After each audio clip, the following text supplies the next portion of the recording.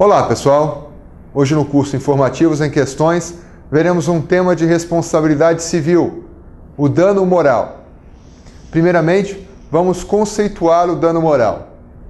Dano moral consiste na violação a um direito da personalidade, seja a honra, imagem, nome e demais direitos da personalidade. O dano moral é um dano de ordem extrapatrimonial, que acarreta ao ofendido tristeza, vexame e humilhação. Esta é a regra. Mas é possível que o ofendido não experimente tristeza, humilhação e vexame. Nos casos, por exemplo, em que o incapaz é o ofendido, ou mesmo quando o nascituro é ofendido diante da morte de seu pai.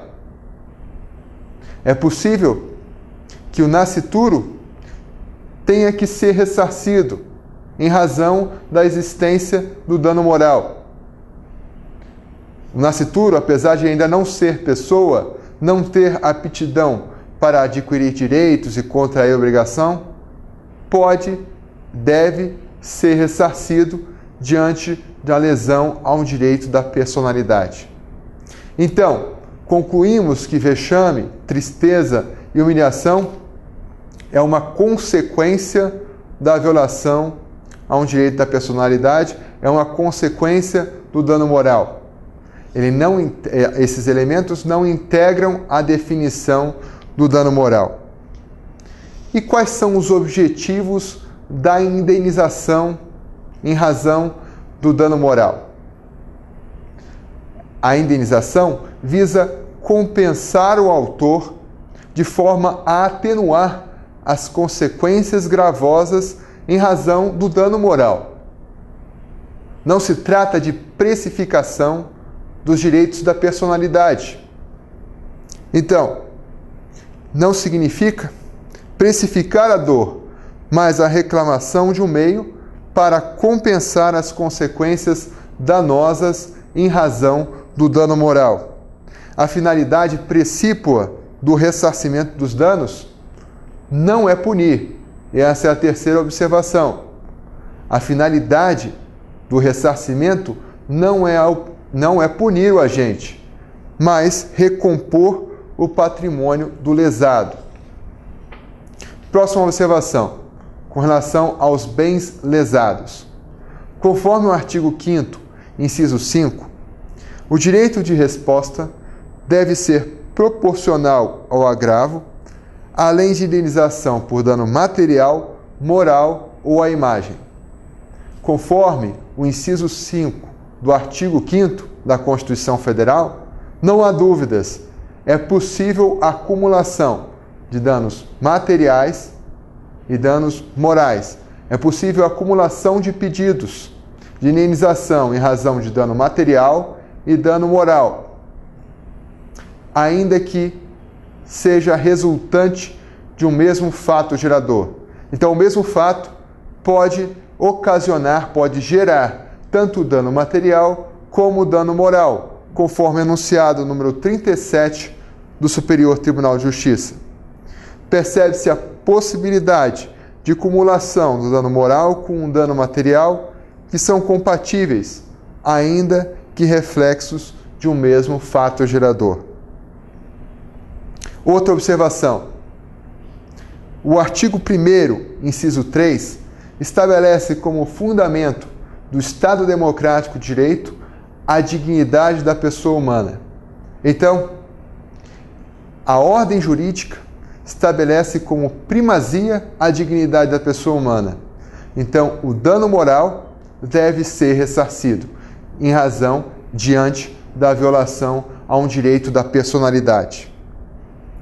É bom destacar, e a próxima observação, que o vexame, a tristeza, a humilhação deve ser significante. A lesão que reclama dano moral é aquela que foge da normalidade, que interfere no comportamento psicológico do ofendido. Não se trata de mero aborrecimento. Por exemplo, no caso de exame de malas e bagagens no aeroporto é um aborrecimento para aquele que está sendo transportado. Mas esse aborrecimento, ele não gera o dano moral, não gera a necessidade de reparação, de recomposição do seu patrimônio. Então, a indignação da pessoa, sem repercussão no mundo exterior, não é capaz de gerar dano moral. Quais são os titulares da ação de reparação do dano moral? O primeiro titular é aquele lesado, ofendido, titular direto. Mas é possível que haja titulares da ação de reparação que não sejam diretamente ofendidos pelo agente.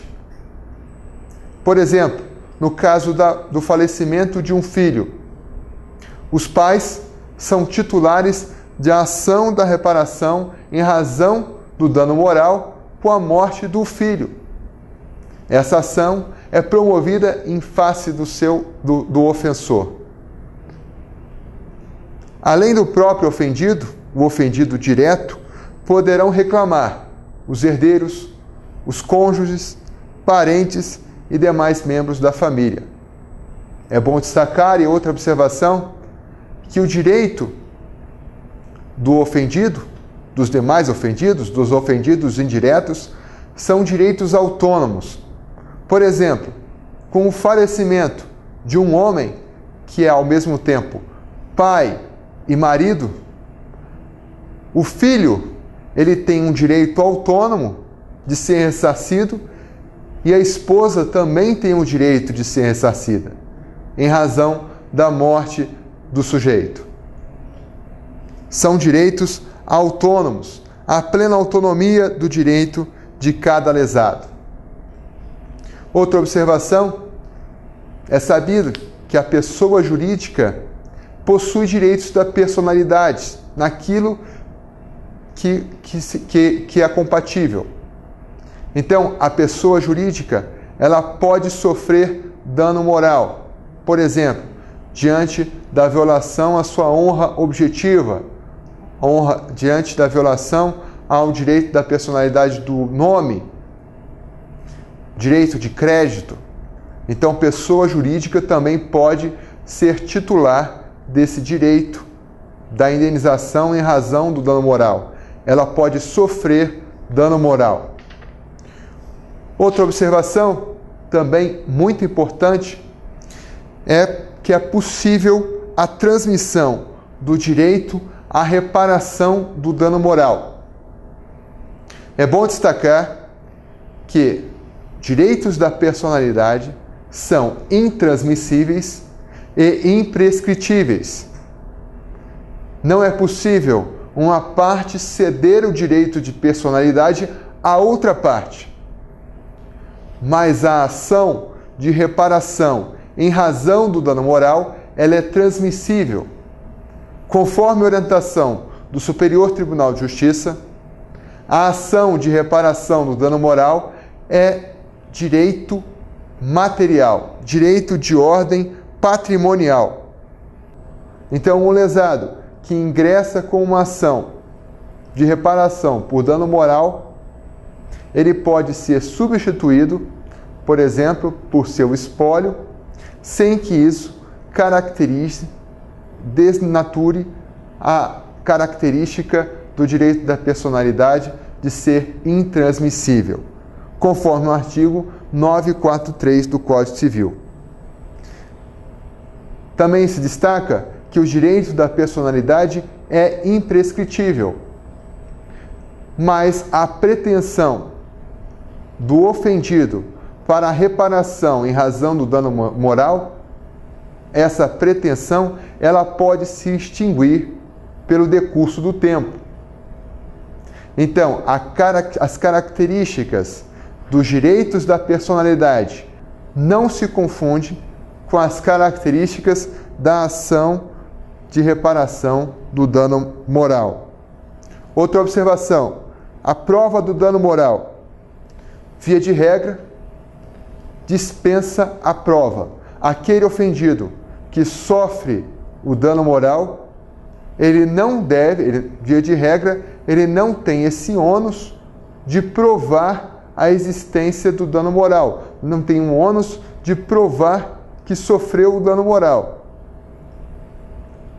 Porque é um dano in re ipsa.